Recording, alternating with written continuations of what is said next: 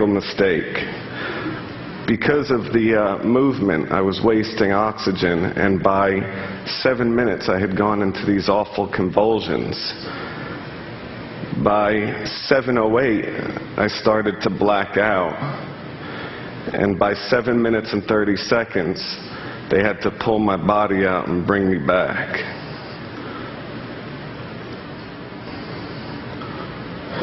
I had failed on every level. So naturally, the only way out of the slump that I could think of was I decided to call Oprah. I told her that I wanted to up the ante and hold my breath longer than any human being ever had. This was a different record. This is a Puro 2 static apnea record that Guinness had set the world record at 13 minutes. So basically, you breathe Puro 2 first, oxygenating your body, flushing out CO2, and you're able to hold much longer. I realized that my real competition was the beaver.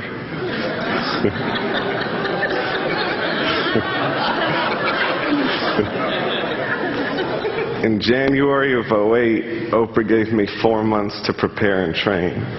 So I would sleep in a hypoxic tent every night. A hypoxic tent is a tent that simulates altitude at 15,000 feet, so it's like base camp Everest. What that does is you start building up the red blood cell count in your body, which helps you carry oxygen better. Every morning again, after getting out of that tent, your brain is completely wiped out. My first attempt on Puro 2, I was able to go up to 15 minutes. So it was a pretty big success. The neurosurgeon pulled me out of the water because in his mind at 15 minutes, your brain is done. You're brain dead. So he pulled me up and I was fine. There was one person there that was definitely not impressed.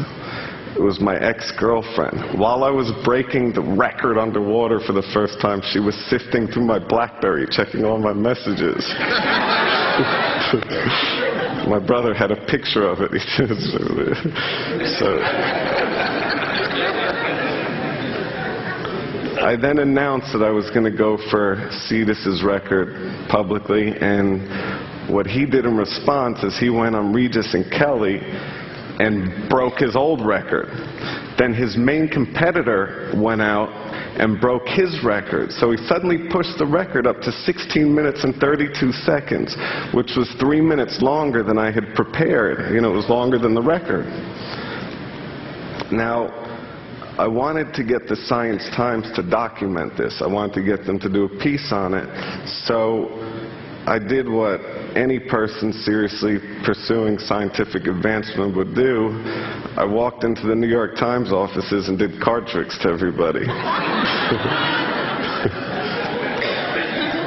So I don't know if it was the magic or the lore of the Cayman Islands, but John Tierney flew down and did a piece on the seriousness of breath holding. While he was there, I tried to impress him, of course, and I did a dive down to 160 feet, which is like, you know, basically the height of a 16-story building.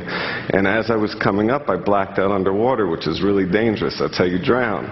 Luckily, Kirk had seen me, and he swam over and pulled me up. So I started full focus. I completely trained to get my breath hold time up for what I needed to do. But there was no way to prepare for the live television aspect of it being on Oprah. But in practice, I would do it face down, floating on the pool. But for TV, they wanted me to be upright so they could see my face, basically. The other problem was the suit was so buoyant that they had to strap my feet in to keep me from floating up. So I had to use my legs to hold my feet into the straps that were loose, which is a real problem for me. That made me extremely nervous, raising the heart rate.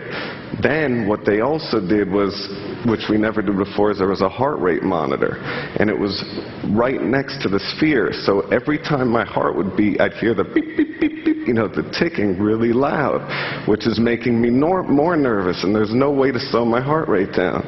So normally I would start at 38 beats per minute, and while holding my breath, it would drop to 12 beats per minute, which is pretty unusual.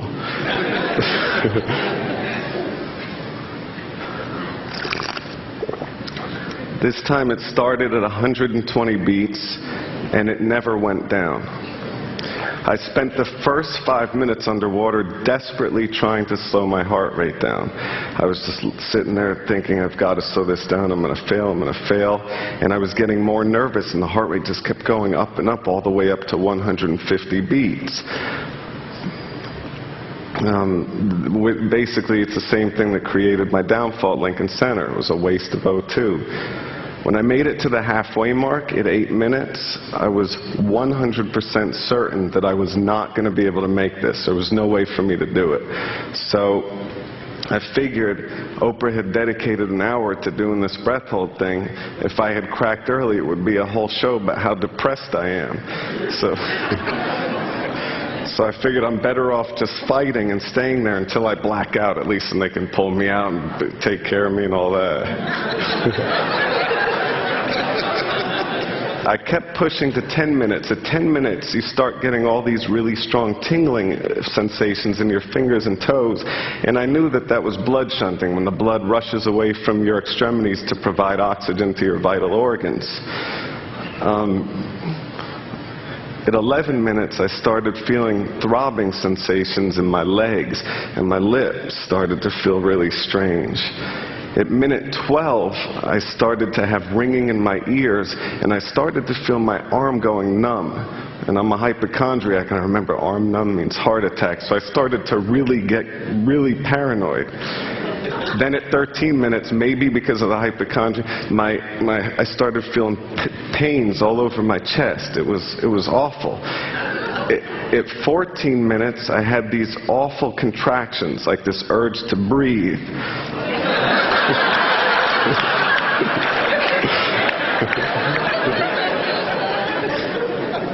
At 15 minutes, I was suffering major O2 deprivation to the heart, and I started having ischemia to the heart. My heartbeat would go from 120 to 50 to 150 to 40 to 20 to 150 again. It would skip a beat, it would start, it would stop, and I felt all this. And I was sure that I was going to have a heart attack. So at 16 minutes, what I did is I slid my feet out, because I knew that if I did go out, if I did have a heart attack, they'd have to jump into the body and take my feet out before pulling me up. So I was really nervous. So I let my feet out, and I started floating to the top. And I didn't take my head out, but I was just floating there waiting for my heart to stop. Just waiting. They had doctors with the, so sitting there waiting. And then suddenly I hear screaming. And I think that there's some weird thing, that I had died or something had happened.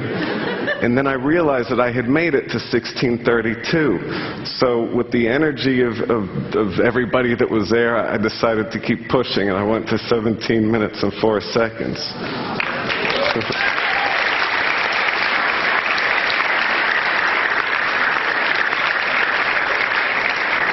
As though that wasn't enough, what I did immediately after is I went to Quest Labs and had them take every blood sample that they could to test for everything and to see where my levels were, so the doctors could use it once again. I also didn't want anybody to question it. I had the world record, and I wanted to make sure it was legitimate. So I get to New York City the next day, and this kid walks up to me. I'm walking out of the Apple store. This kid walks up to me. He's like, "Yo, D." I'm like, "Yeah?" He said, "If you really held your breath that long, why'd you come out of the water dry?" I was like, "What?" And that's my life. So, but as a magician, I try to show things to people that seem impossible. And I think magic, whether I'm holding my breath or shuffling a deck of cards, is pretty simple. It's practice, it's training, and it's